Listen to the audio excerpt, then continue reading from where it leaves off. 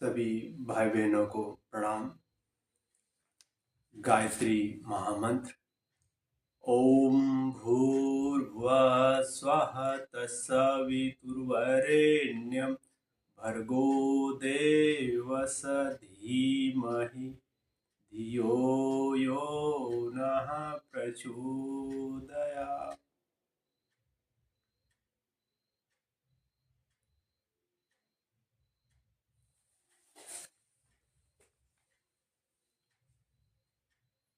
गायत्री साधक को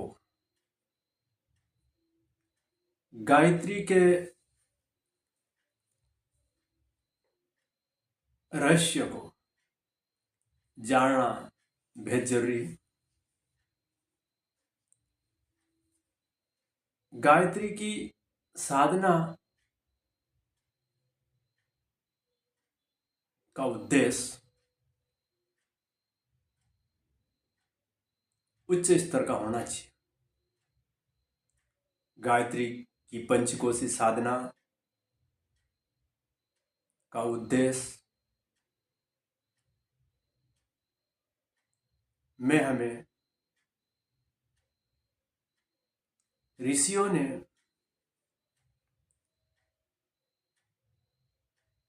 रिसर्च करके हमें प्रत्यक्ष और परोक्ष रूप से गायत्री की पंचकोशी साधना कैसे की जाए और उसका उद्देश्य और लक्ष्य की प्राप्ति कैसे हो। भाई बहनों, यह शरीर बड़े भाग्य से व्यक्ति को मिलता है और मानव जीवन में कुछ उत्कृष्ट कार्य करने के लिए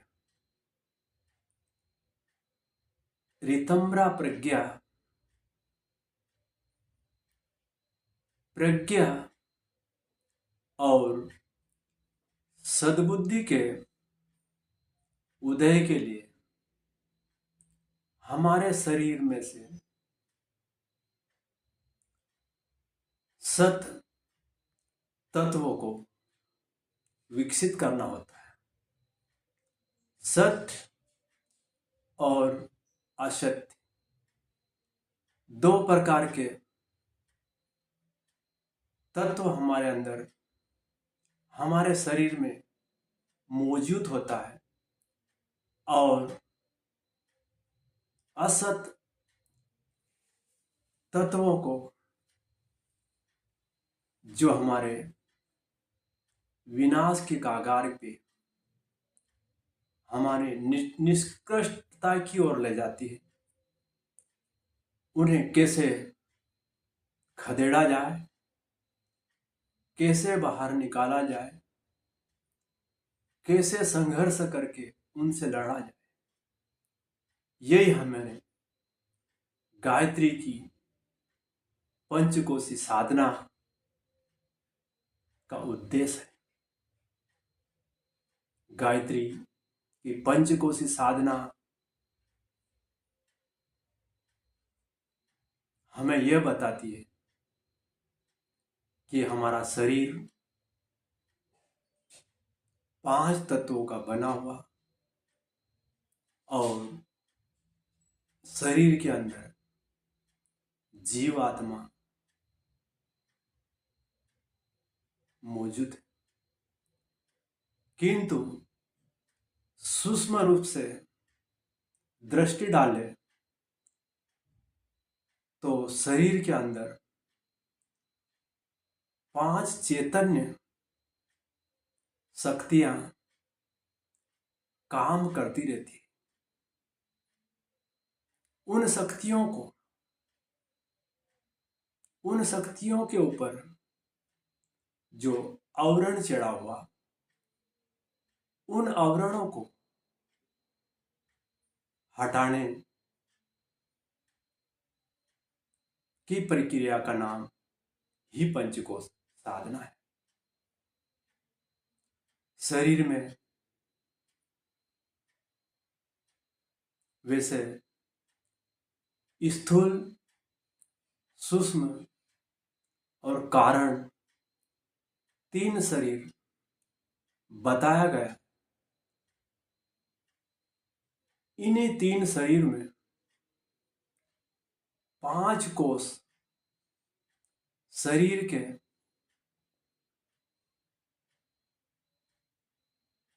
अंदर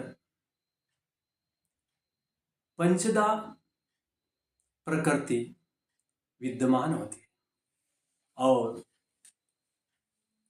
पंचदा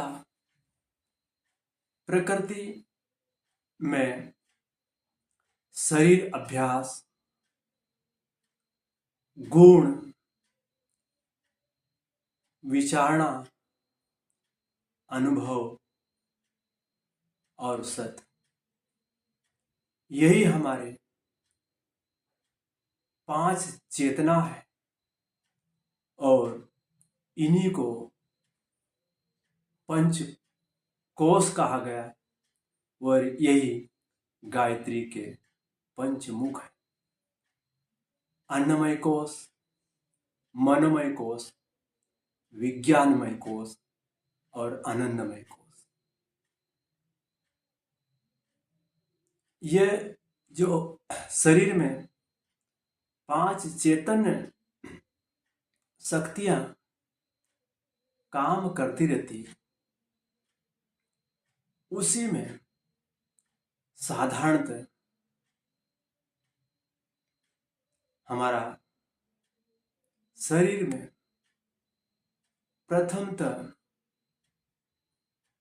स्वास्थ्य, योग्यता, बुद्धि, रुचि और लक्ष्य,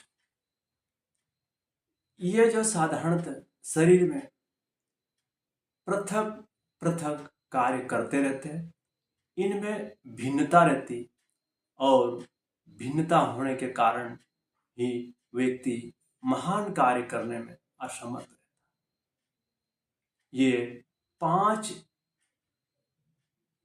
कोष, 5 तत्व और 5 प्रकृति और 5 चैतन्य शरीर में 5 पंचदा विद्यमान है और 5 ही अपने अपने हिसाब से कार्य करते रहते। इन्हीं 5 ही प्रकृति में, 5 ही चैतन्य रूप में, 5 कोष में एकता नहीं होने से वो महत्वपूर्ण कार्य करने की संभावना नहीं बनती और उस लक्ष्य को प्राप्त नहीं कर पाते।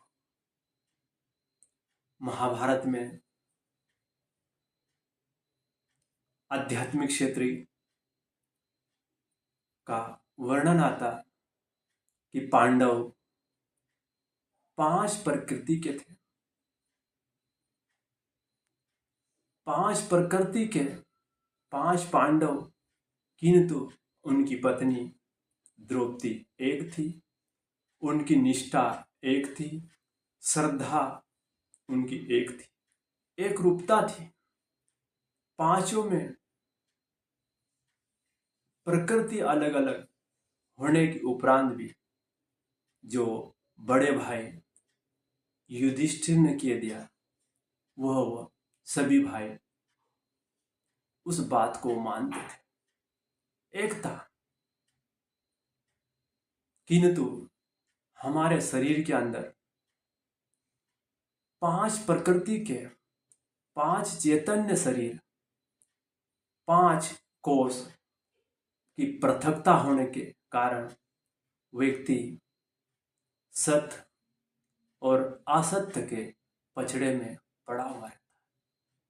एक उदाहरण बताना चाहूँगा कि एक रथ में 5 घोड़े यदि जोते हो तो एक घोड़ा कुछ मीटर जाएगा, उत्तर की ओर हो जाएगा, ले जाएगा, और कुछ दक्षिण की, और कुछ पूरब की ओर, और कुछ पश्चिम की ओर। इस प्रकार 5 घोड़ों में भिन्नता होने कारण उस रथ को उस लक्ष्य पे पहुंचाने में वो अक्षम रहेगा।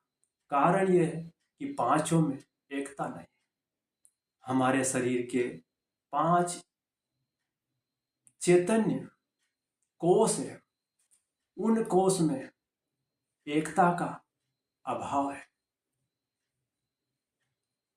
अरुचि, महत्वाकांक्षा, स्वार्थ प्रथा, आलस्य, क्षुद्रता,